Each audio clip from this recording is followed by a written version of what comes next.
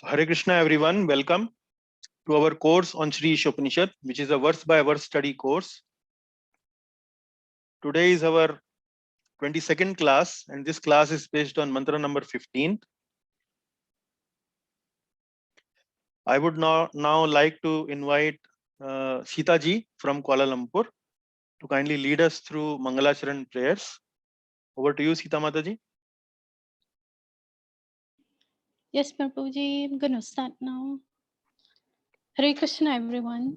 Om Namo Bhagavate Vasudevaya. Om Namo Bhagavate Vasudevaya. Om Ajnana Tamirandasya Jnananjana Salakaya Chaksur Unmilitam Yena Tasmai Sri Gurave Namaha Sri Chaitanya Manubhistam Stapitam Yeni Bhutale Swayam Rupa Kadamiyam Dadati Swapadantikam Vandeham Sri Guru Sri Yuta Pada Kamalam Sri Gurum Vaishnavam Cha Sri Rupam Sakrajatam Sahaguna Raghunantam Tam Sajivam Sadvaitam Sadvabhutam Parijanam Sahitam Krishna Chaitanya Devam Sri Radha Krishna Padan Sahaguna Lalita Sri Vishakam Tamsa He Krishna Karuna Sindhu Dina Bandhu Jagatpate Gopisa Gopika Kanta Radha Kanta Namastute Tapta Kanchana Gaurangi Prabhu.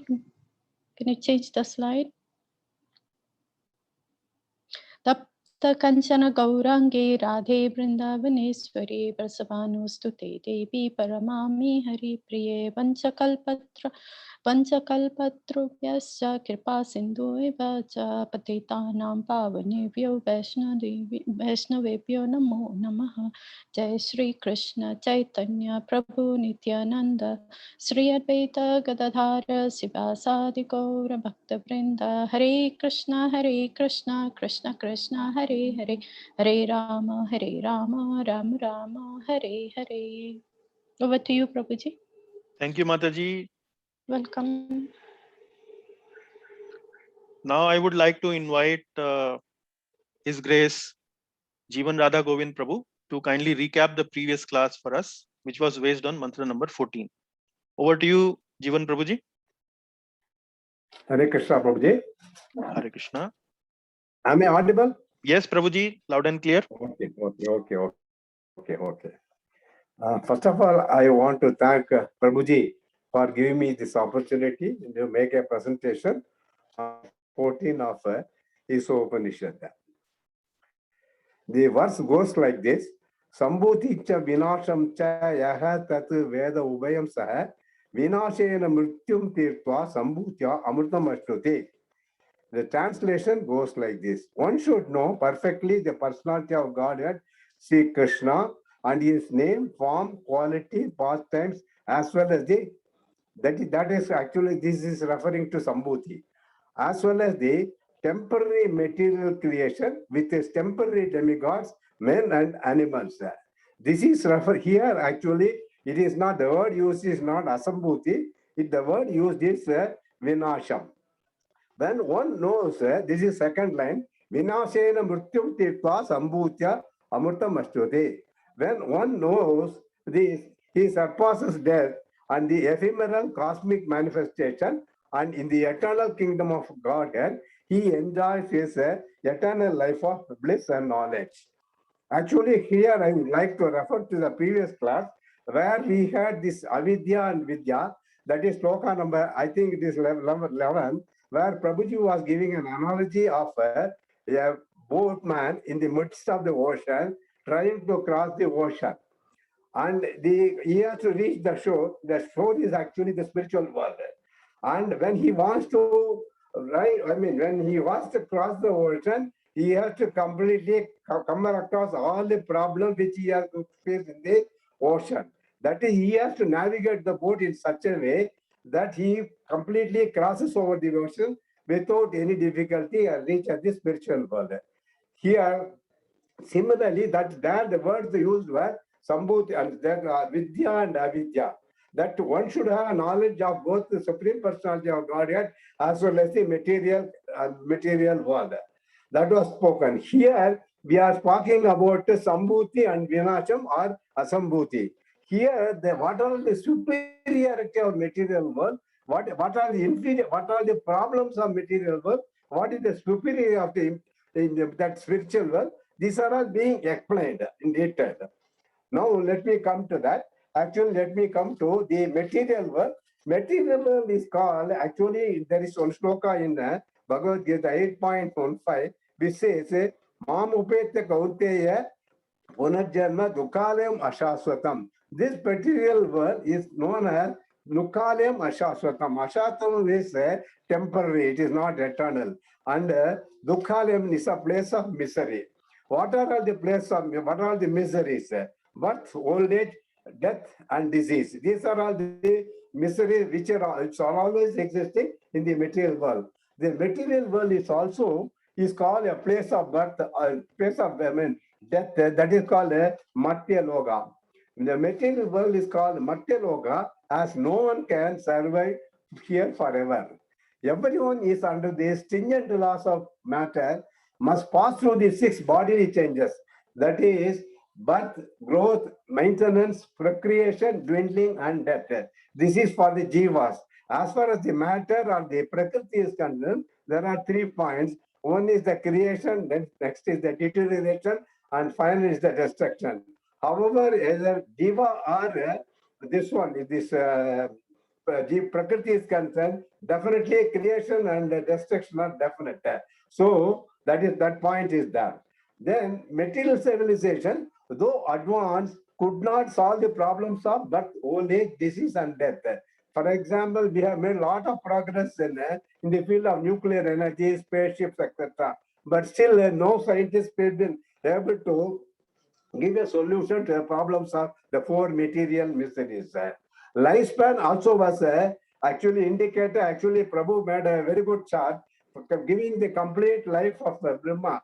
They dividing into the complete life of Brahma was depicted in the form of a chart. Very nice chart. Actually, Brahma's life, it is 1 day of Brahma's life is that is 1,000 Chaturyugas. 1 Chaturyuga is 43 lakhs 20,000 years. That means 1 day of Brahma is 1,000 Chaturyuga. 1,000 into 43 lakhs 20,000 years. Multiplied by, because there is night time also, then multiplied by 2 into 100 years, 360 days. So that is the lifetime of Brahma, quite long. But however, Brahma is not, he cannot escape death. He is also subject to death. And why this is happening? As long as the disease of controllership, when the jiva wants to have the dictation on the material nature, then he gets into, he is subject to the laws of material nature, and the sufferings of birth and death take place. Then how to solve this? Now, what are the points we have? Now, the second point is, we should know about the Sambhutim cha Vinasham cha, which is given in the shloka. Vedas give information about the death field, that is material world, which is also called Ekapada Vibhuti. And the deathless world, spiritual world, that is called Tripada Vibhuti. Lord Vishnu's energy consists of, one is the Paraprakriti. Paraprakriti is the superior spiritual energy of the Lord. The Lord's eternal spiritual, that consists of the Lord's eternal spiritual abode with unlimited spiritual planets predominated by Lord Krishna and his Narayana expansions. That is known as Tripada Vibhuti. That is 3/4 of the entire energy of the Lord. This is also given in details. These are there's a reference shloka, Bhagavad Gita 8.20. Then the Apara Prakriti, this is also inferior energy. That is called the temporary material creation with innumerable universes, each under the jurisdiction of a Brahma. This is called Ekapada Vibhuti, 1/4 of the Lord's energy. And it covers the jivas with ignorance, that is avidya, inducing them to perform fruitive activities and get entangled. This is about the para prakriti and apara prakriti. And then actually there are 3 types of avyakta are referred. That is the unmanifested, I told you, the material world is also not permanent. So there are 3 types of avyakta. Avyakta is nothing but the unmanifestation of the material planets. At the end of Kalpa, one day of Brahma, partial devastation takes place. That is, Bhuhu, Bhuha, Suha, three the worlds, they get merged into the waters of, that is the devastation during the into waters of devastation. At the end of lifetime of Brahma, the full devastation of the entire material universe takes place. The spiritual world exists even when all the, but apart from this, this is about the material, but there is no absolutely no nothing happens to the spiritual world. The spiritual world exists even when all the material universes are vanquished. Now let us come to actually next. Now let us come to know about the spiritual thing. Sambhutyam cha sambhutya amritam ashnute. The shloka is there, that is transcending death and attaining immortality by surrender to Krishna. Krishna can be approached only by unalloyed bhakti, devotion, not by jnana, philosophy, yoga, or karma, fruitive work. Actually, in Bhagavad Gita 8.2 says, Purushaha saha param paraha partha bhaktya labhyatu ananya.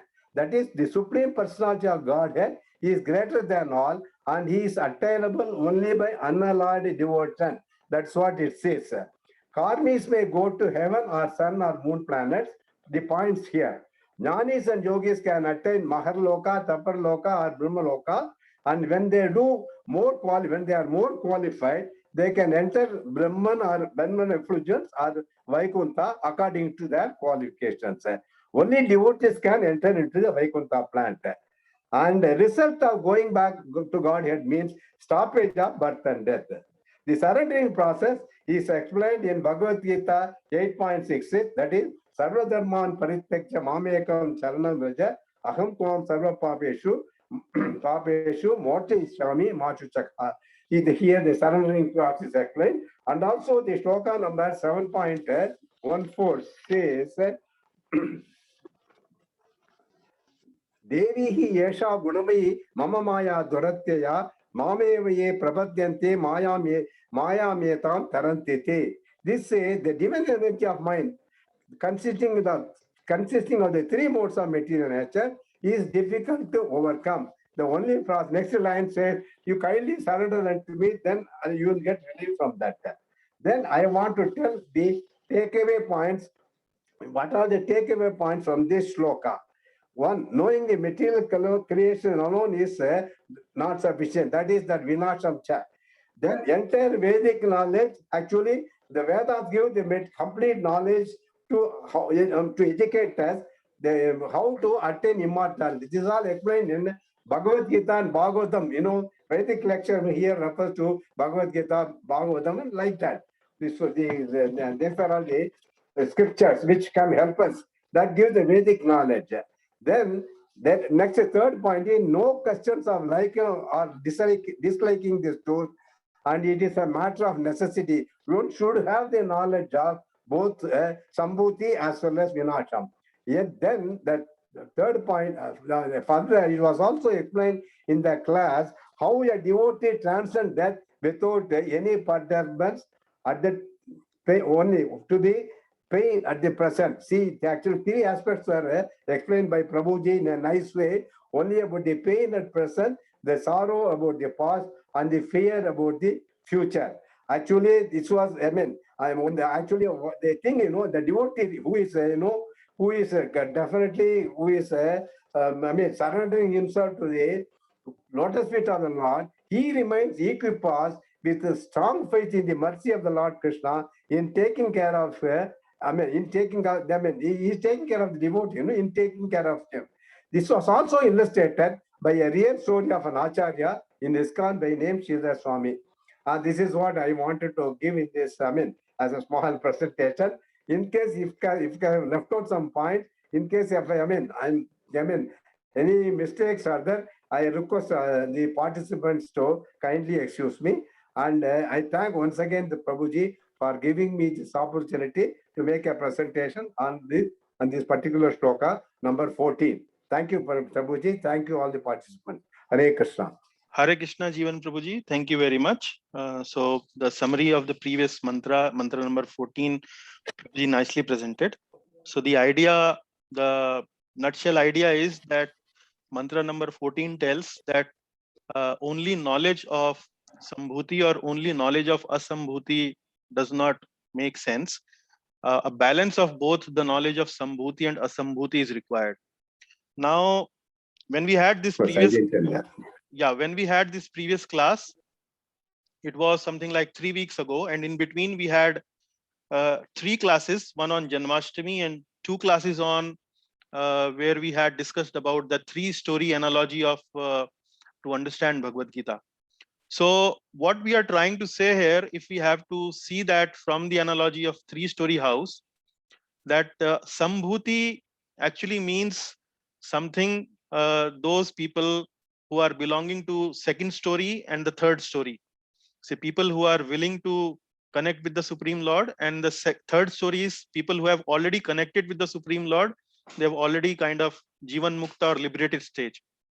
And Asambhuti is something which is the 1st story.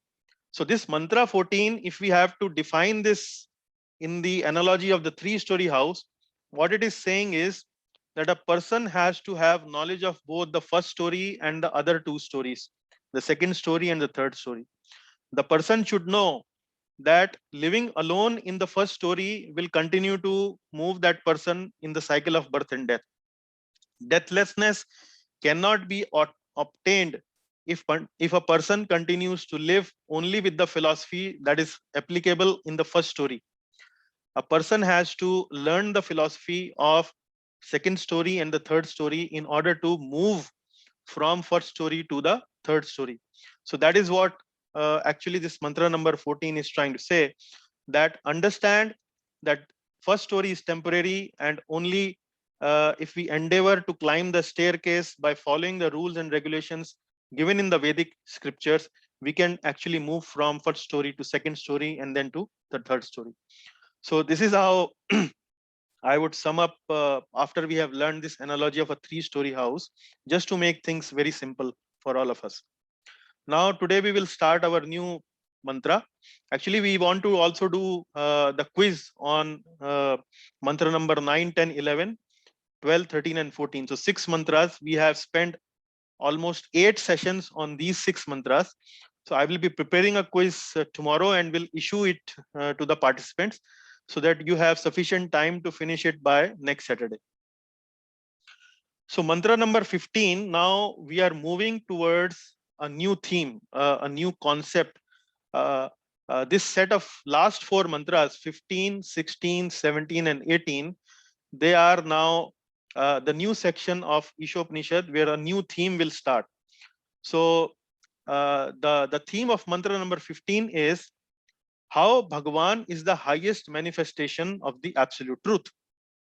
So we have discussed these concepts of Bhagavan, Paramatma, and Brahman in our previous classes, and I am showing here in the picture where Brahman is shown as a very bright effulgent light which is emanating from the body of the Supreme Lord. Paramatma feature means the all-pervading aspect of the Supreme Lord through which he controls and maintains this material universe.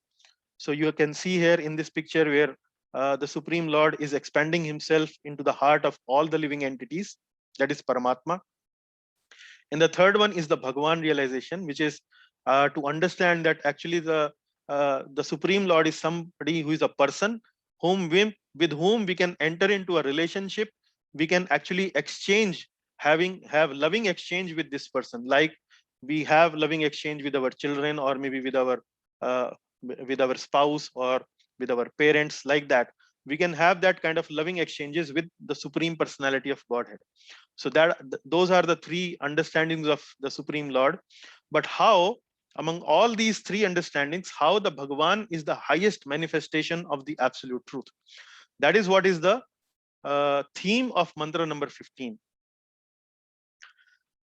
Okay, now I will spend maybe a couple of minutes to once again recap whatever we have covered so far in our journey of learning Ishopanishad. So you can see here, we have already covered this into various themes. It has total 18 mantras. So in the first theme, which was from invocation to mantra number 3, we discussed that Supreme Lord is complete and one should learn to live in harmony with the Ishvara, with the Supreme Controller. One should learn to live in harmony with Ishvara. Then, once we know this point that we should learn to live in harmony with Ishvara, the next point is how we can understand Ishvara. And then comes the next theme from mantra number 4 to 8. So we can understand Ishvara by having a spiritual vision. And that's where we discussed about what is the right spiritual vision. That's what the topic of mantra number 4 till mantra number 8. We discussed that we should see everyone as equal, spiritual. At a bodily level, we have to understand that there will be differences, but at a spiritual level, we are same, like that. So we elaborated on that topic. Then from mantra number 9 till 11, once we understand that Ishvara can be known by spiritual vision, but then what is the right knowledge and the wrong knowledge to understand Ishvara? And at the same time, what is the right and the wrong worship to know Ishvara? So both these themes were covered from mantra number 9 to 11 and 12 to 14. So these 6 mantras we have covered in 8 classes in our previous themes. So now, after understanding the right worship, after understanding the right and wrong vidyas, after understanding how one can have that spiritual vision and all that, now the point is still we need something else to know the Ishvara. So besides worship, besides knowledge, besides spiritual vision, we should know there is something more is needed to fully know the Ishvara. And that is covered in mantra number 15 to 18. And that part actually is we should have the mercy of the Ishvara to know the Ishvara. So we cannot know Ishvara alone by our own endeavors. We need to have Lord's mercy also to for us to know the Ishvara completely. Lord mercy and Lord sanction. Unless and until Lord agrees that he wants to reveal himself to his devotee or to his sadhaka, one cannot completely or fully know the Ishvara. And that is the part of mantra number 15 to 18. Prayers to the Ishvara to reveal himself. So the devotee should humbly pray to the Ishvara to reveal himself. So this is mantra number 15 to 18. And the overview of these 4 mantras is mantra number 15 to 16 says, take me beyond this white light to the Supreme Person. And mantra number 17 to 18 says, take me through all the obstacles of conditioned life to you. Now in mantra number 16, 15 and 16, it is mentioning about beyond this white light. And what is this white light? This white light is called Brahma Jyoti. And we will discuss about Brahma Jyoti in our session today. What actually is this Brahma Jyoti?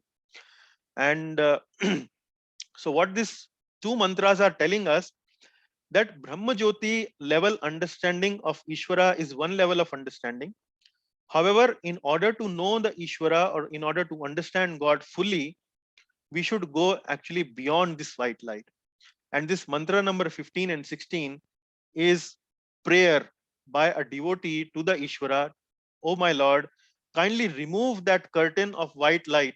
Kindly remove that blockage or covering of white light so that I can take darshan of your face, mukham, face. So that is what that prayer is. So the prayer, the word prayer actually is referring here that we are looking for the mercy of the Ishvara. That is why we are praying, because we have to act as in a humble mood before the Ishvara in order to for Ishvara to reveal completely himself. And this prayer is mainly where the devotee is saying, please remove that white light covering from your face so that I can look at you. And second is mantra number 17, 18. And this is a prayer about the deficiencies in the practitioner. So the deficiencies of the practitioner is all these Kam, Krodh, Lobh, Moh, Mad, Matsarya, all these 6 difficulties. Take me through all the obstacles of conditioned life. Take me through all the obstacles. So these are the obstacles which are actually stopping us to reach the Supreme Personality of Godhead. So 1:15 to 16, the devotee is praying to remove the white light, and 17 to 18, the devotee is actually praying to remove all the obstacles of conditioned life, all the dirty things in our heart. Kindly remove all those so that we can reach to you. So the mantra number 15 to 18 is actually a bunch of prayers, uh, begging for the mercy of the Supreme Lord, so that we can reach the Supreme Lord, we can understand the Supreme Lord completely. Now let us look at this mantra number 15. Hiranmayena patrena satyasyapi hitam mukham tatvam pushan apavrunu satyadharmaya drishtaye. Let us look at line by line. Hiranmayena patrena. Hiranmayan means golden effulgence. Like we have a light, a very bright light, and nowadays we have these white lights, generally known as tube lights. Then we have bulbs also, which emanate something like a yellow kind of light. So this is something like a yellow kind of light, a golden effulgence. Hiranmayena patrena. Patrena means covering. So the first line is covered with dazzling golden effulgence. Satyasya apihitam mukham. Mukham means face, apihitam means covered. So the second line means your real face is covered. So covered with dazzling golden effulgence, your real face is covered. And then tattvam pushan apavrunu. And then the devotee actually is now praying to the Lord. Pushan means maintainer. The word pushan comes from the word poshan. Poshan means nourishing or maintaining, sustaining, and all that. So tat tvam means is referring to the Supreme Lord. Tat means that. That means which is the dazzling golden effulgence. So he's referring here that golden effulgence. Kindly, O maintainer, apavrinu. Apavrinu means remove. O maintainer and nourisher of all, kindly uncover your face from what? From the dazzling golden effulgence which is covering your face. Satya dharmaya drishtaye, and exhibit yourself to your pure devotee. Satya dharmaya means your pure devotee. Drishtaye means kindly show me, kindly exhibit yourself to me, kindly exhibit yourself to your pure devotee. So this is something where the devotee is praying to the Supreme Lord. I want to know, I want to see your face, I want to see your lotus-like face, but this golden dazzling effulgence is covering your face. Kindly, O my dear Lord, kindly, O Pushan, kindly, O maintainer, kindly, O nourisher, kindly uncover that dazzling golden effulgence from your face. So this is something which is a prayer by a devotee to the Supreme Lord. Now there are several word meanings here. Hiranmayan means golden effulgence. Hiranya actually is the word which is also used elsewhere. For example, it is used for Hiranyakashipu. So Hiranyakashipu actually is, if I'm not mistaken, it actually means a golden bed. Hiranya means gold, and Kashipu actually means bed where one sleeps. So Hiranyakashipu, and so Hiranmayena means golden effulgence. Patrena comes from the word patra. Patra also means utensil. And when you put something in a utensil, actually you cover that thing with a patra, with some covering. So patrena is actually means covering here. Apihitam also means covered. Pushan. So the word pushan here is maintainer. And as mentioned before, pushan comes from the word poshan. And apavrinu. Avaran means covering. Apavrinu means uncover or remove. So apavrinu, remove. So these are some important words in this mantra. If you remember these words, when you read the Sanskrit, the meaning of the mantra becomes very evident. And the translation of this mantra is, "O my Lord, sustainer of all that lives. Your real face is covered by your dazzling effulgence. Kindly remove that covering and exhibit yourself to a pure devotee. Now, the broad understanding of this mantra 15 is this mantra 15 actually is a prayer to the Lord. What it is about? The prayer is about to reveal himself to his devotee. The devotee wants to see the face, lotus-like face of the Lord, and it is a prayer to reveal himself to his devotee. Then, without Lord's mercy, we cannot meet the Lord directly by one's own efforts, worship, and hearing, etc. Then the third thing is Jiva is not equal to the Lord. This is an implied meaning from this mantra. If it were so, there was no need for the Jiva to pray to the Lord. Like we have discussed in our previous classes, there are a group of transcendentalists, there are a category of transcendentalists who believes that one day we can become Lord, we can become God. So this mantra actually is telling these people, telling this category of transcendentalists that Jiva cannot become equal to the Lord. Why? Because if Jiva was equal to the Lord, then there was no need to pray to the Lord. And the idea is that you will pray to someone who is higher, who is superior to you. You are begging for something, you are asking for something, you are asking for mercy, you are asking for some benediction. You will ask from someone who is much, much more superior to you. And if we are equal to that person, we will not pray to that person. Because we don't have a need to pray to that person, because we are equal to that person.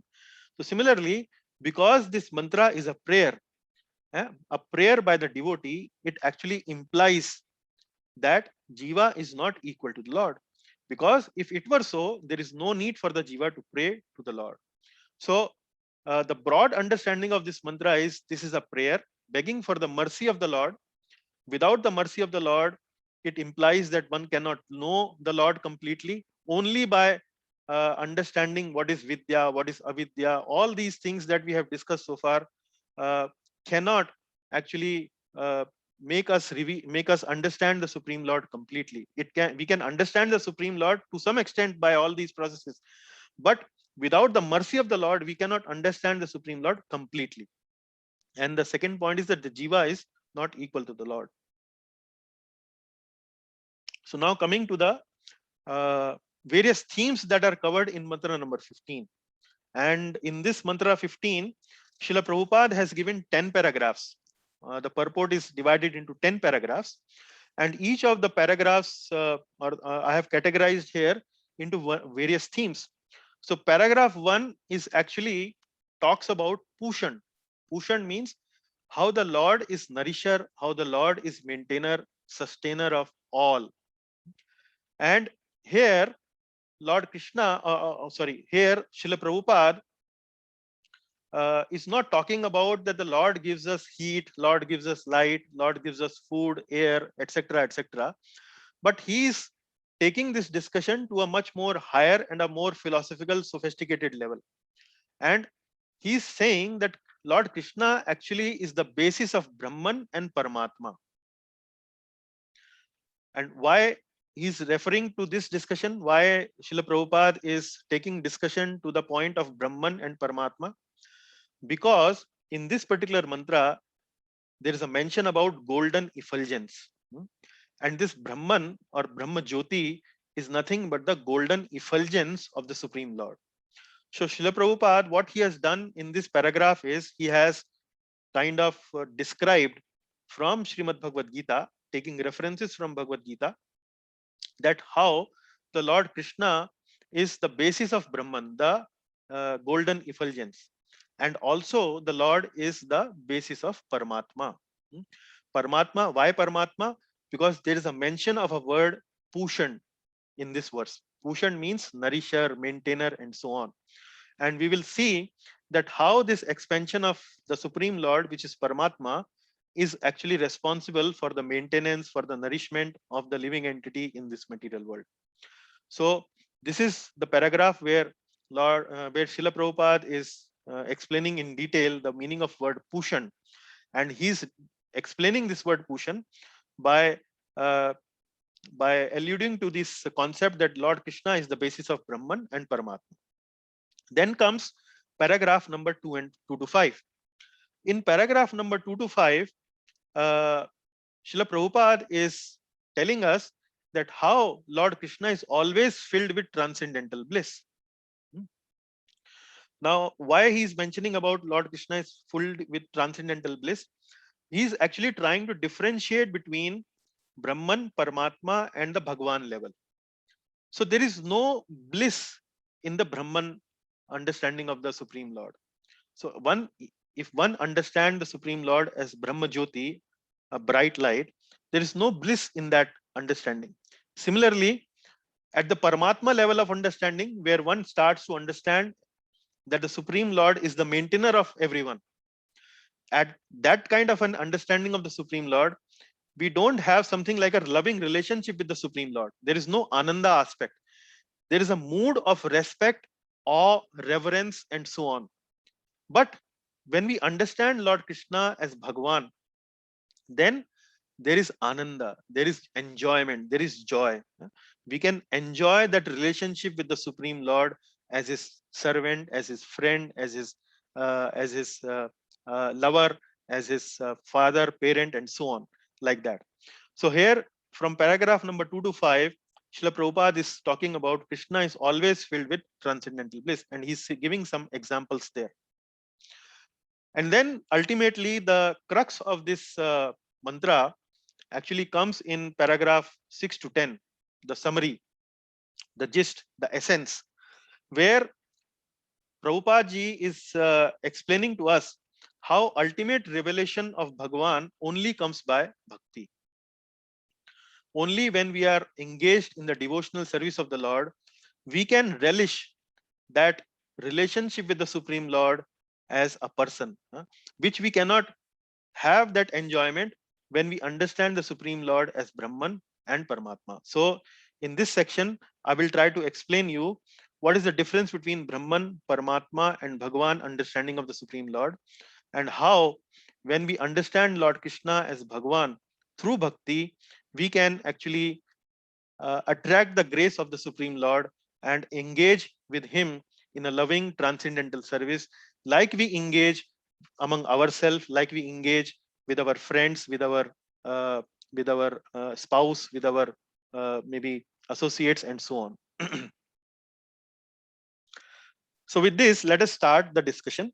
And now, next 4 or 5 slides, I will try to clarify this purport of Srila Prabhupada and the mantra that we have studied so far. So in the mantra, as we have understood, it's a prayer. And the prayer means that the devotee is requesting for some favor from the Supreme Lord. And in this particular mantra, that favor is, kindly remove this very bright effulgence from your face so that I can look at you. Now, this mantra has been quoted by Vaishnava acharyas a lot of times. Often quoted, the Vaishnava acharyas often quote this mantra. And the reason is, this mantra actually comes from Upanishads. It is from Ishopanishad. And as we have discussed in our previous classes, Upanishads are transcendental body of literature among the whole body of Vedic knowledge. Not transcendental, actually it is transcendental, but what I'm trying to say is it is a transitional. Transitional means it is not final, it is not the ultimate, but it takes the reader, it takes the seeker of the transcendence from some level to a higher level. And these are what Upanishadic literature actually teaches us. So this mantra comes in an Upanishadic text, but from this mantra, it is easy to explain that beyond the effulgence, beyond the Brahma Jyoti level of understanding of the Supreme Lord, there is something much more higher. And how we can tell that?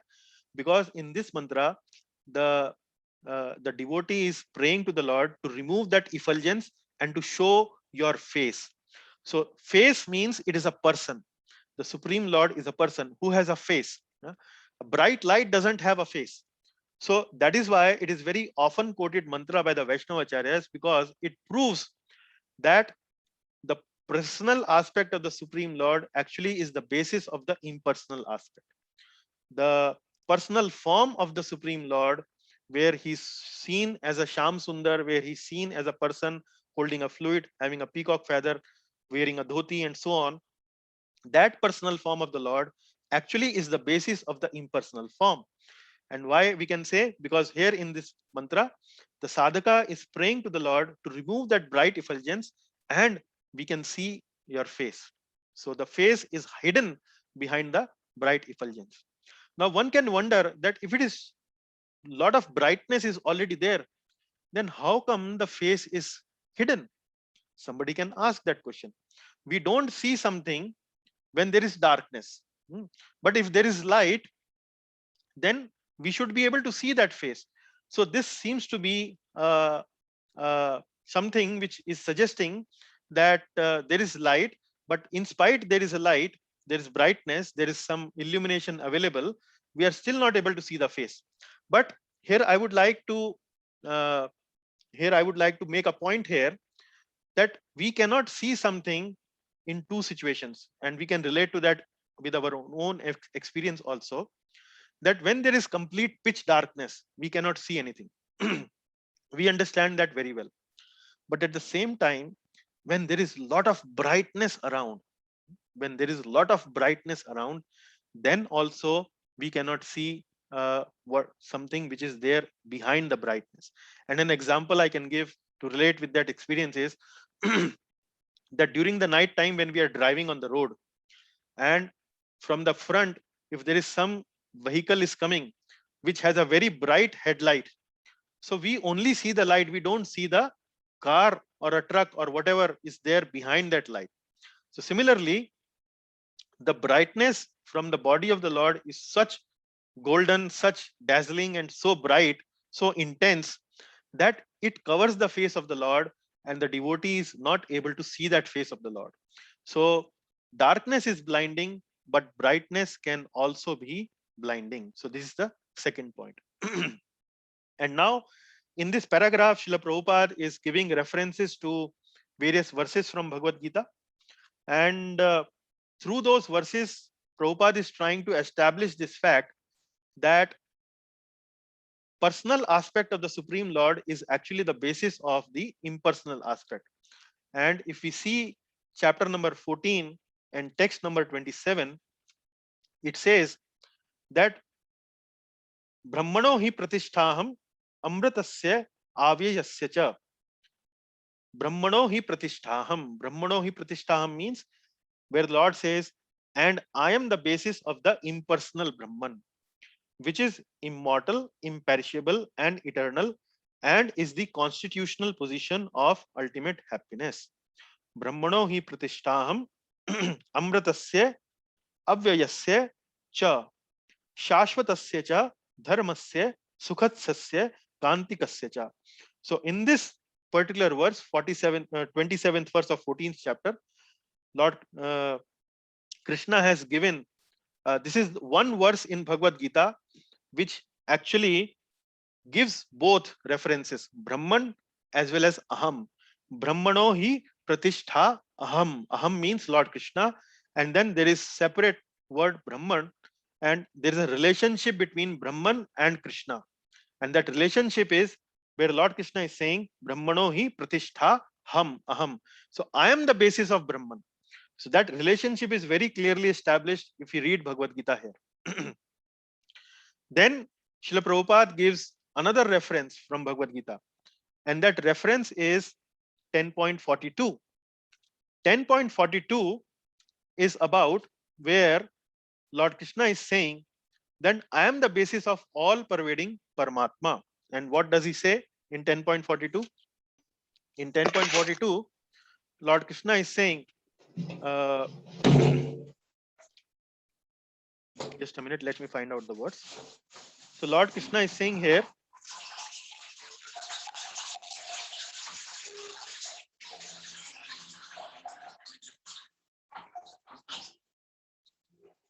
let me mute.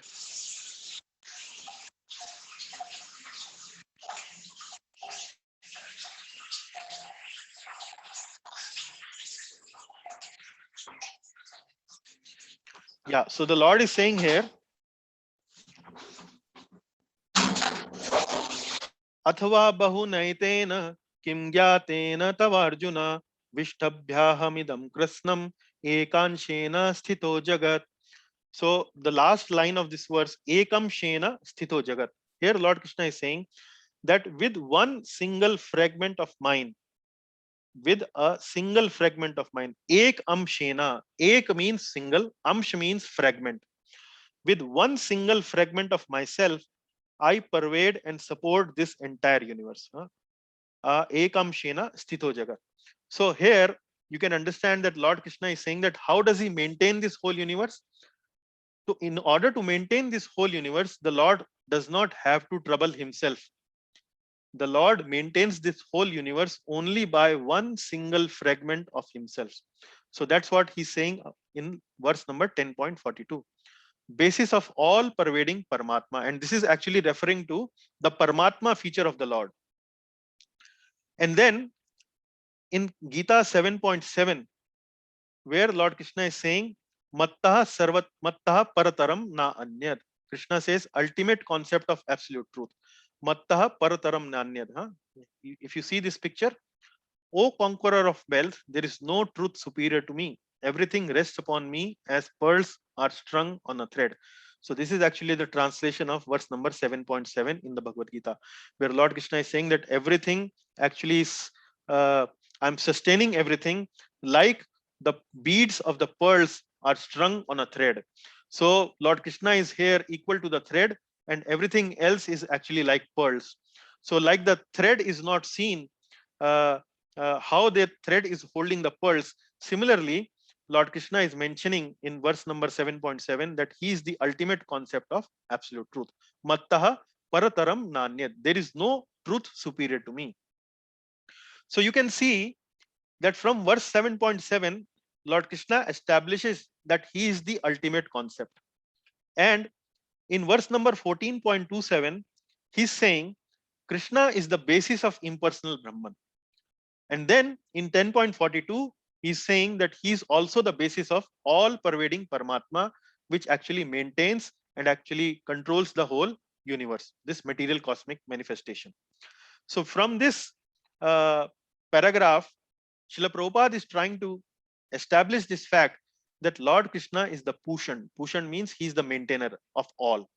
And when he's saying maintainer of all, he's establishing the fact by saying that he's the basis of Brahman and he's also the basis of Paramatma.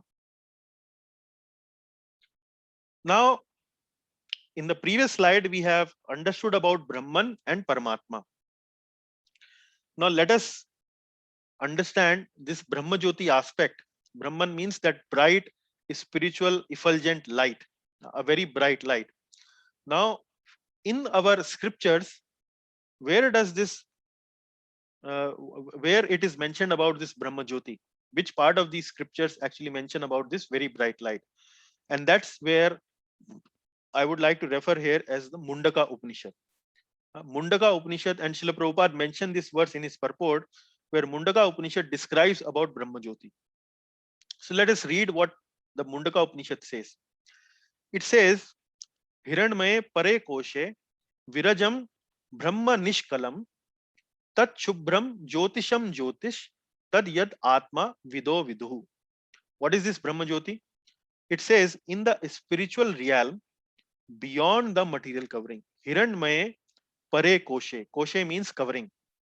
Virajam Brahma nishkalam. There is Brahma nishkalam. In the spiritual realm beyond the material covering is the unlimited Brahman effulgence. Brahma nishkalam. Nishkalam means which is free from material contamination. So it is pure. There is no material contamination like Rajoguna, Tamoguna, or Satoguna.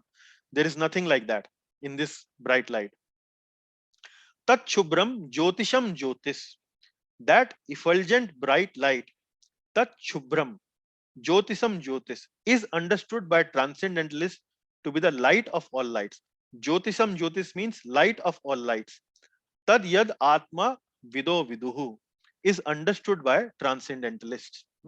So this is the light of all lights. This is the very bright light. It is the something you can say it is the most brightest light you can ever imagine. So this is what the first paragraph in the Mundaka Upanishad says, which is in from 2.2.10 to 12.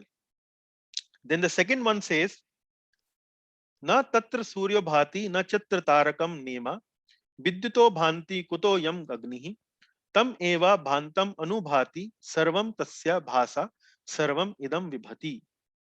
What it says, Na tatra suryo bhati. In that realm, there is no need of sunshine. Na chandra tarakam ne, neither moonshine. Tarakam nema vidyuto. Vidyut means electricity. Fire or electricity for illumination. So there is no need for any sunshine, moonshine, etc. That light is so bright. Tam eva bhantam anubhati sarvam tasya bhasa sarvam idam vibhati. Illumination appears in the material world is only a reflection of that supreme illumination. So tam eva bhantam anubhati sarvam tasya bhasa sarvam idam vibhati. So whatever illumination we have in the material world is actually only a portion, actually only a reflection of that supreme illumination. So these are the some attributes of this Brahma Jyoti mentioned in Mundaka Upanishad. Then the last paragraph says is Brahma Vedam Amritam Purusatad Brahma Paschad Brahma Dakshinatas Cha Uttarena. Now, here you can see various mention of various directions is given. That Brahman is in front and in back. Brahma Paschad Brahma Dakshinatas Cha Uttarena. Dakshina means south, Uttar means north. Then Adhas Cha Urdhvam. Adhas means down, Urdhvam means up. In the other words, that Brahman effulgence spreads throughout the both the material and the spiritual skies. So it is all pervading. Like that, it is very, very bright. The Brahman effulgence actually is the basis of the reflection of the illumination that we see in this material world. And it actually is beyond the spiritual realm, and it is unlimited. It is very bright, and transcendentalists understand that light as the light of all lights. That is the supreme most light. So this is the description of Brahma Jyoti. Similarly, Paramatma. Now, who is this Paramatma? We are talking about Paramatma. You might have heard this word Paramatma number of times. So Prabhupada explains about this Paramatma in the purport. So Lord Krishna has many avatars, and one of the category of avatars are known as Purush avatars. And why are these Purush avatars? What is the purpose of these Purush avatars? So when the Lord, who is situated in the spiritual world, wants to create material world, wants to create material manifestation, he does not do that material manifestation himself. How does he do? He does it with the help of the Purush avatars. And there are three Purush avatars. These are Shirodakshai Vishnu, Garbhodakshai Vishnu, and Karanodakshai Vishnu. And Paramatma is actually one of these three Purush avatars. And who is that Purush avatara? Who is that Paramatma? Paramatma actually is the Shirodakshai Vishnu. So this Shirodakshai Vishnu is known as Paramatma, who is none but the super soul in each and every living entity. And I will clarify this with a picture just after this slide. And this Paramatma is mentioned in verse number 18 of chapter number 13 of Bhagavad Gita. What does this verse number 18 in the chapter says? It says, Jyotisham api tad jyoti astamas paramuchyate jnanam gyeyam jnanagamyam hridi sarvasya vishtitam. It is talking about the other Purusha that is situated in the heart of the living entity. Chapter number 13 talks about Kshetra, Kshetragya, and so on. You will remember that. The last line of this verse is Hridi Sarvasya Vishtitam. Hridi Sarvasya Vishtitam means that Supreme Lord is situated in everyone's heart. So this Paramatma is the super soul in each and every living entity. This is mentioned in Gita 18th verse, chapter 13. And who is this Garbhodakshai Vishnu? Who are the other two Purusha avatars? So Garbhodakshai Vishnu is the collective super soul within all living entities. within all living entities. What? And I will explain you with the help of the picture coming next in the slide. Karanodakshaya Vishnu is the creator of all universes. So here is the next slide, which actually will give you a good idea about Karanodakshaya Vishnu, Garbhodakshaya Vishnu, and Shirodakshaya Vishnu. Here you can see in the slide, on the left, the Vishnu lying in the Karana ocean is actually the Karanodakshaya Vishnu.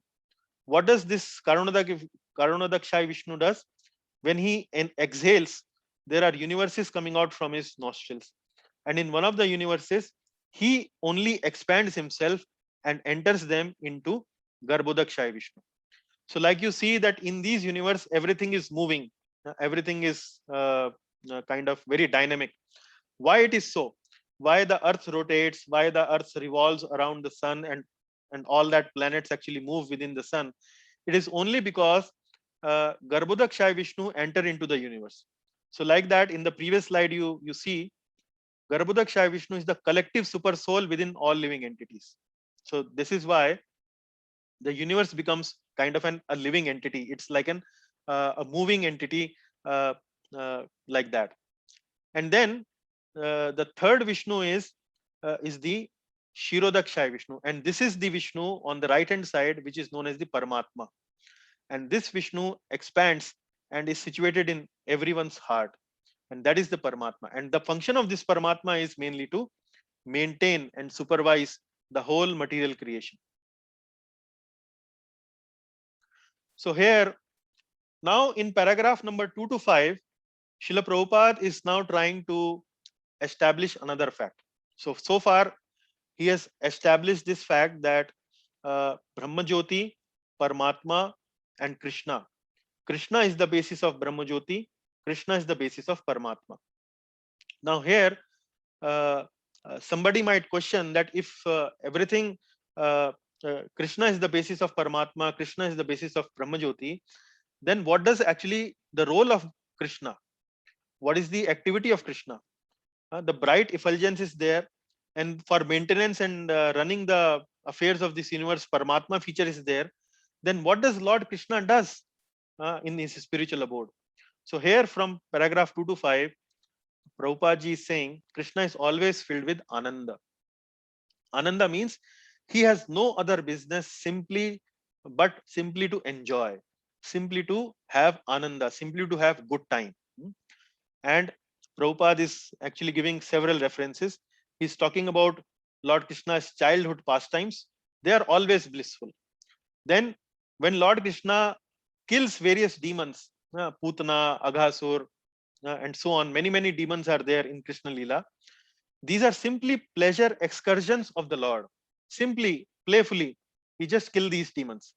He does not have to bother about it. He simply lifts this Govardhan hill effortlessly. These are playful excursions.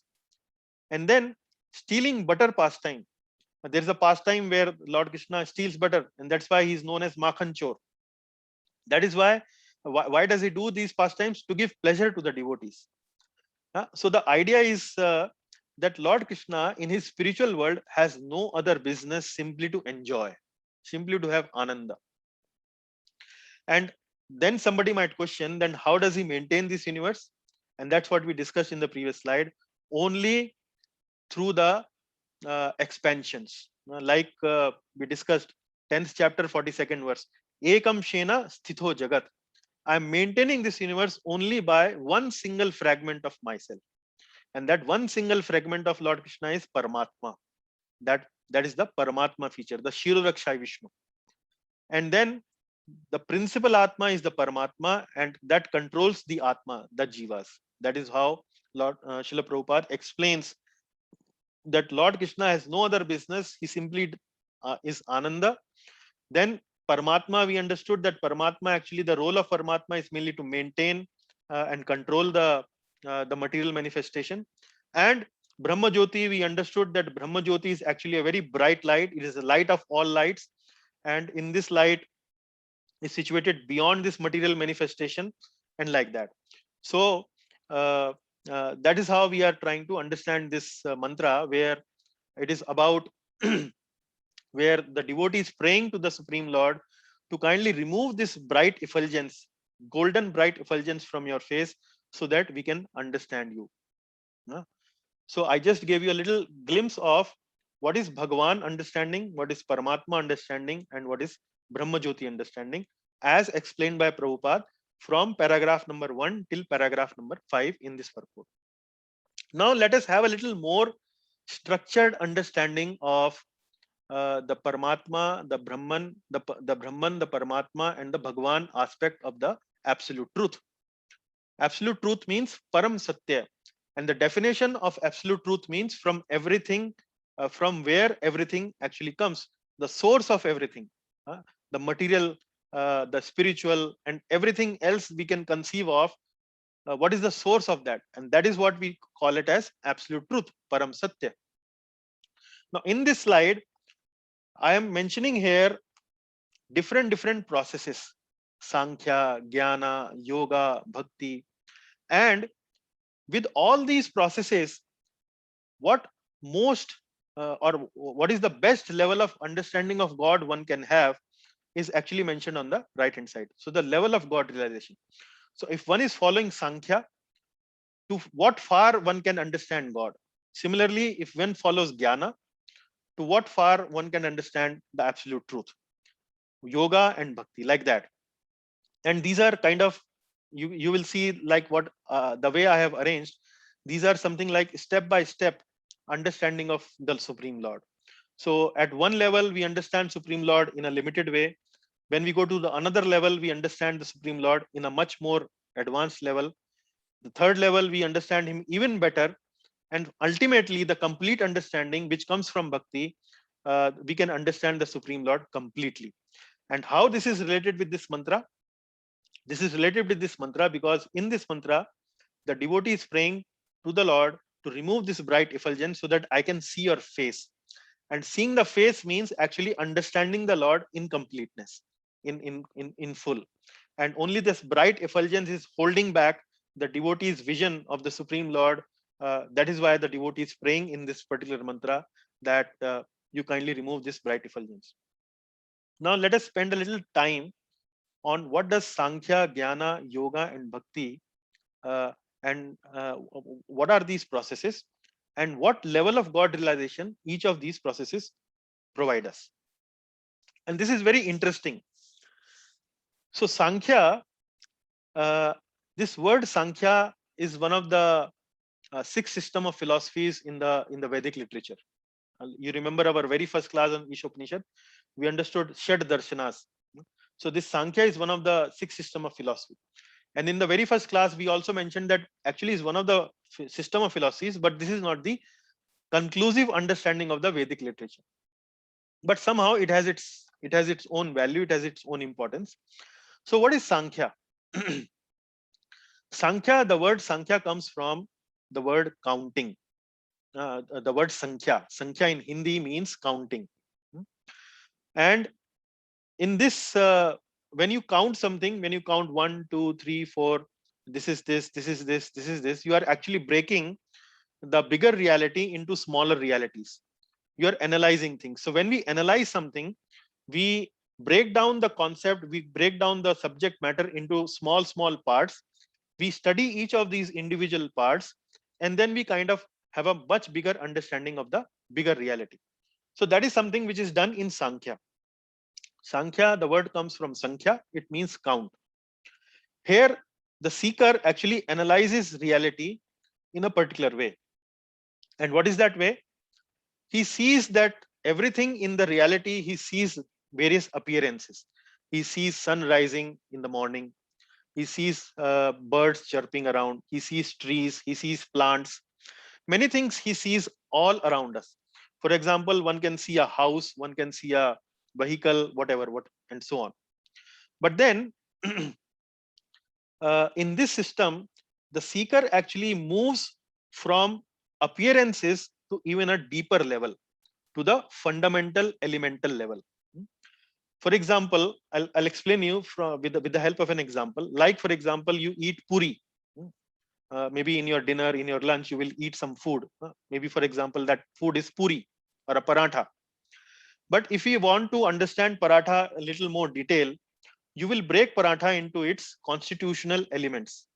What are these elements? Maybe you have taken some flour, you have taken some oil, you have taken some water, you have mixed these things together and prepared a dough.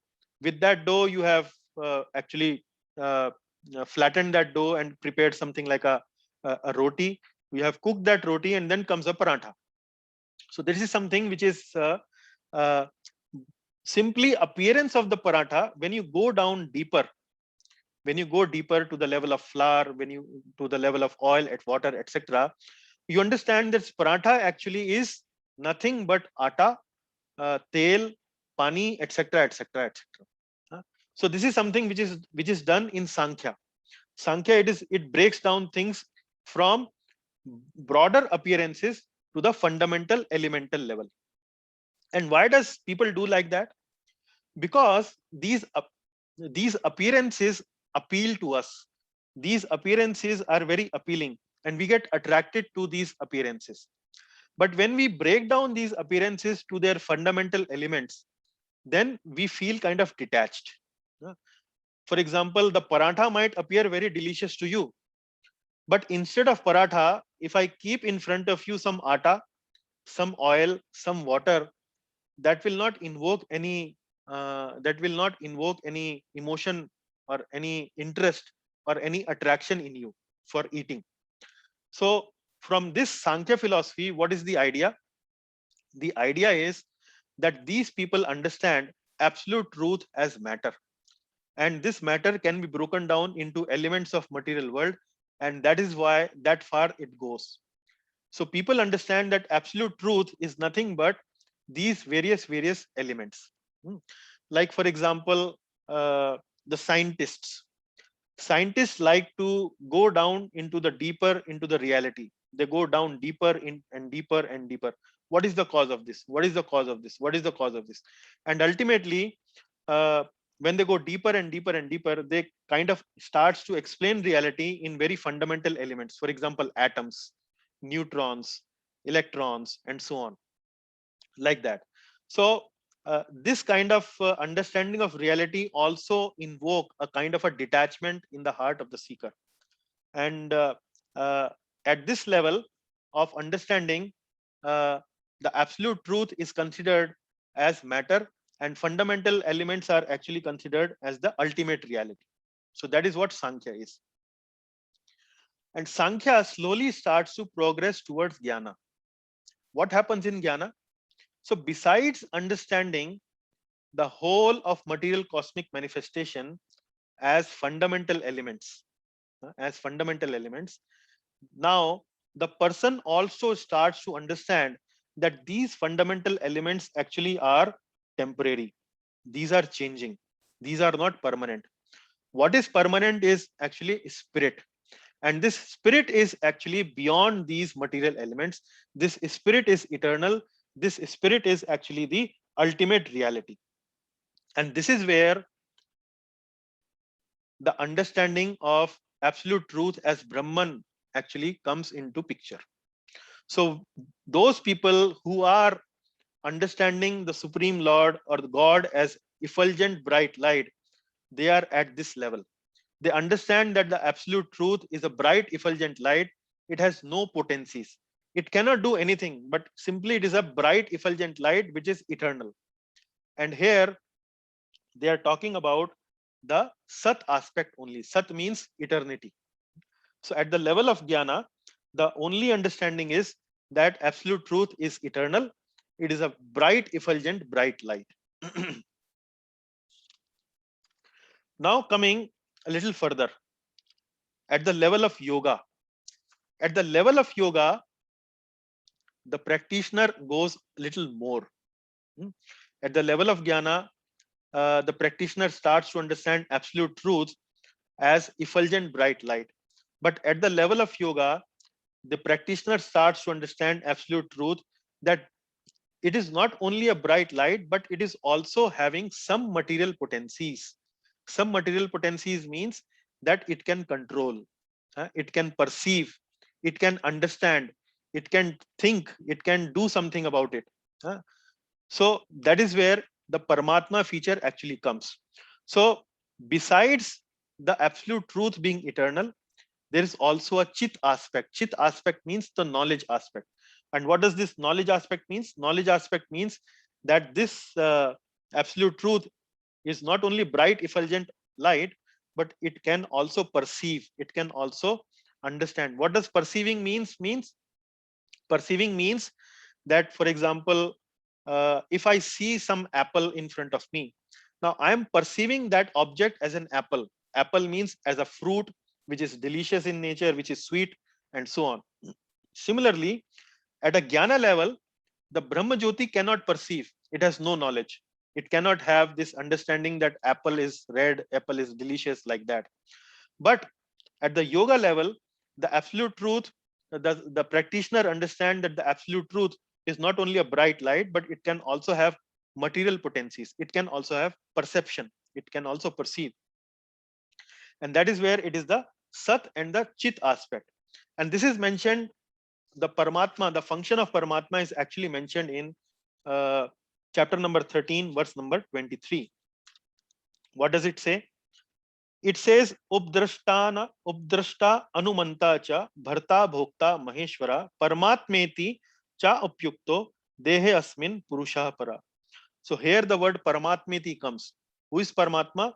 He is the Updrashta. Updrashta means overseer. Anumanta. Anumanta means permitter. Bharta Bhokta. Bharta means he is the maintainer. Bhokta means he is the enjoyer. Like that, like that, the features of Paramatma is mentioned. But main thing we should understand here is Paramatma is the controller, Paramatma is the maintainer, and so on. And how does Paramatma controls, maintains? Because he has the Chit facility, Chit Shakti. Chit Shakti, he can see the material world, what is going on in the material world, and that's how he can control the material world.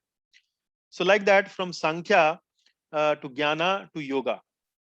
But now moving towards Bhakti.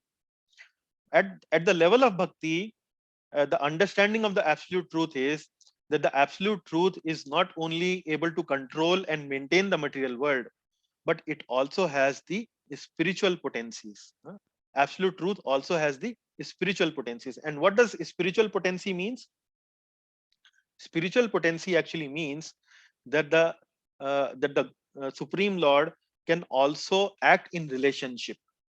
It can also act in kind of loving relationship. It can also enjoy. It can also have, for example, reciprocating nature. For example, if you say something nice to nice to one person, then the person also reciprocates back, and so on. If you give some gift to the person also in return gives some gift. So something like a relationship. Now, what is the difference between the Paramatma level and the Bhagwan level? At the Paramatma level, the perception of the seeker towards God is of awe, reverence, and respect. He sees the Supreme Lord as a maintainer, as the controller of such a big manifestation, and the living entity feels very, very tiny in front of him, and he has a feeling of awe, reverence, and respect. But at the level of bhakti, at the level of bhakti, there is an awe and reverence also, but at the same time, there is a mood of loving relationship with the Supreme Lord. And that is where the Ananda feature comes into play. We can relate with the Lord, we can have loving reciprocation with the Lord, and that is what is there at the level of bhakti.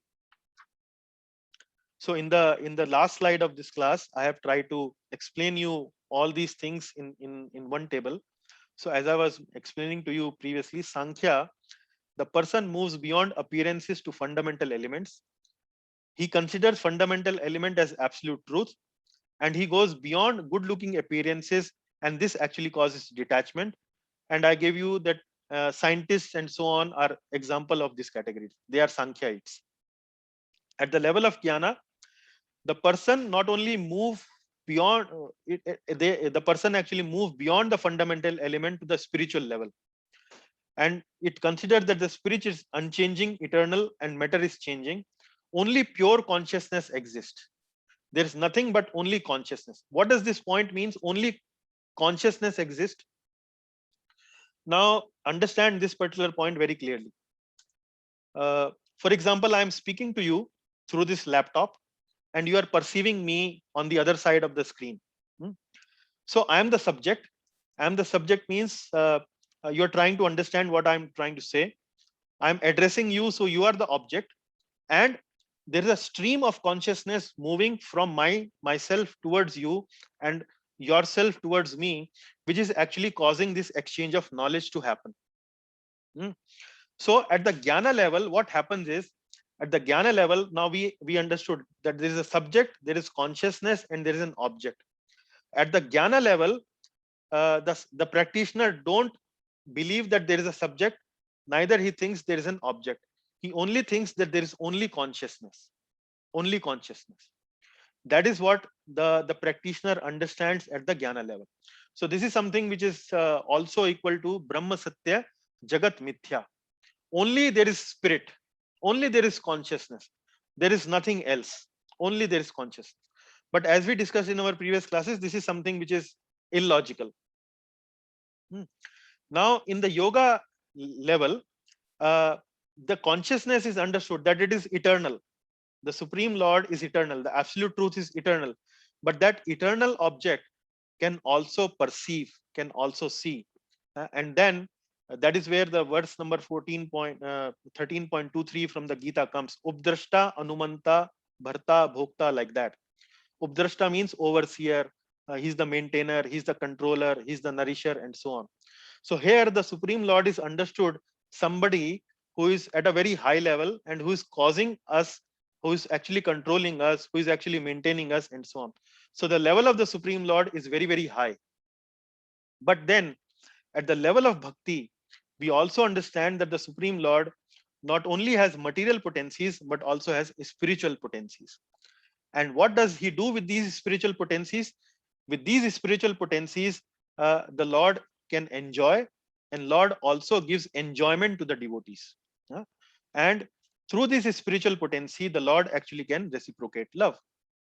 Now, for example, we take this pastime of Yashoda ji and Lord Krishna in that Damodar Leela, the Lord Mother Yashoda tying the Lord with the rope. So now you can imagine if Mother Yashoda would see Lord Krishna as maintainer, as overseer, as nourisher, as controller, as the Supreme Lord, Mother Yashoda actually cannot run after the Supreme Lord holding a stick in her hand to beat the Supreme Lord. Because in that mood of reverence and awe, Mother Yashoda will have to pay respects to the Supreme Lord. There is no reciprocation of motherly love with the child.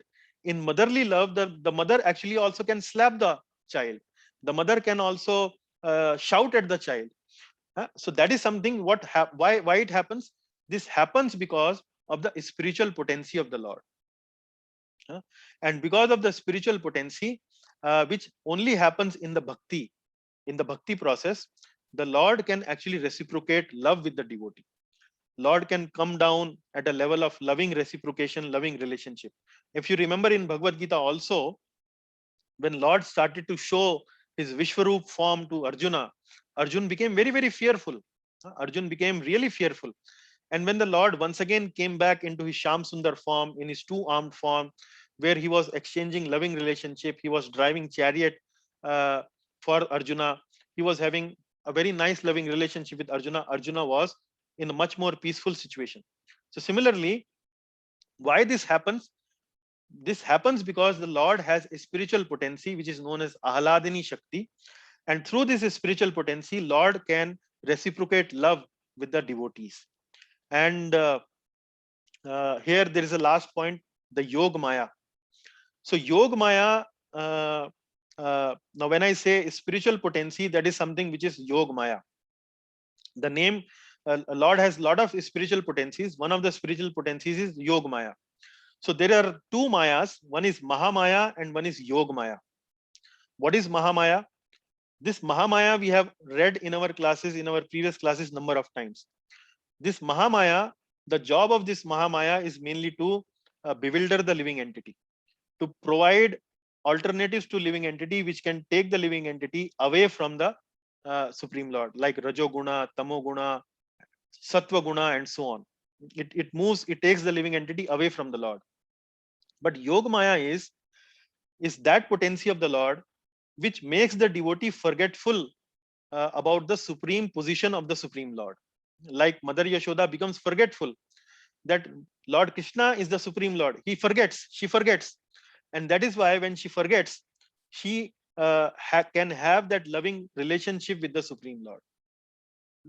And that can happen only through bhakti. So in Yogamaya, which is the spiritual potency of the Lord conceals his divinity from the devotee to facilitate reciprocation. So you can understand now from this example, from this mantra, what Prabhupada is trying to say here is that beyond the bright golden effulgence, there is another aspect of the Lord, which is the Bhagwan aspect of the Lord. And that Bhagwan aspect of the Lord can only be understood through bhakti. And that is why you will see that in this verse of Upanishad, Ishopanishad, this is a prayer. This is a prayer where the devotee is praying to the Supreme Lord to reveal his identity and remove that very bright light from his face and reveal that lotus-like face to the devotee. And that is where I also explained you various different type of processes and how in different type of processes only a different level of understanding of the absolute truth can happen.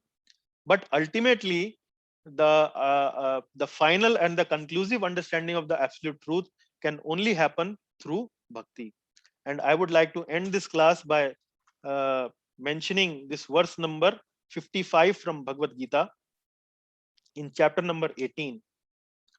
So here Lord Krishna is saying, Bhaktya mam abhijanati yavan yaschasmi tatvatah tato mam tatvato gyatva vishate tadanantaram. What he's saying?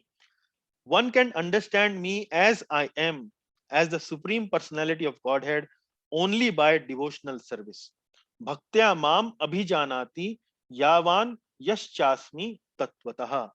Tatvatah means knowing absolute, knowing in complete truth, knowing everything in completeness.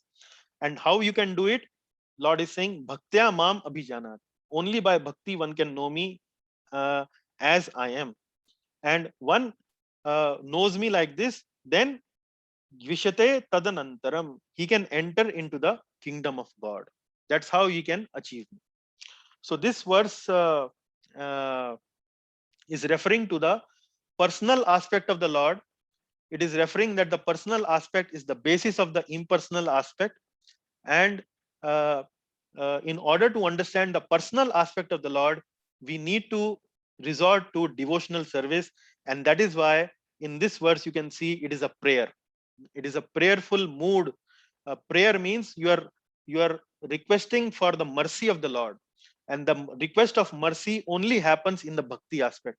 In the yoga aspect, in the jnana aspect, in the sankhya aspect, there is no prayer. In the yoga aspect, there is meditation.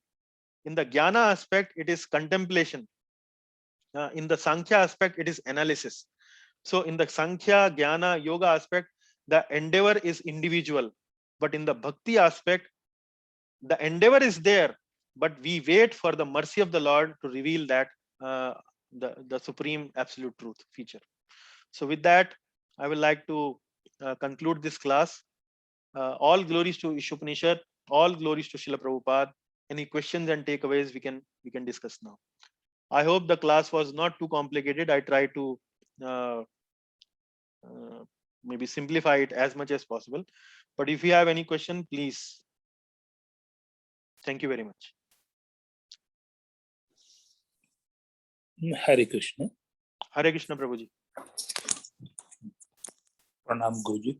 Pranam. It means there is only bhakti is the supreme. Yeah, bhakti All gives you. these are steps of. Yeah. So bhakti, through bhakti, you can understand the Supreme Lord in Without completeness. the bhakti gyan, we cannot get Anand. Yes. So Yes. understand Sat Chit Anand, we have.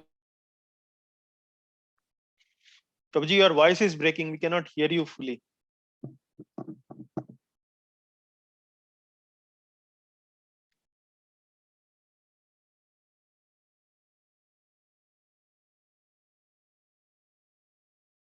Hello? Hello? Can you hear me? Hare Krishna. Prabhuji, can you hear me?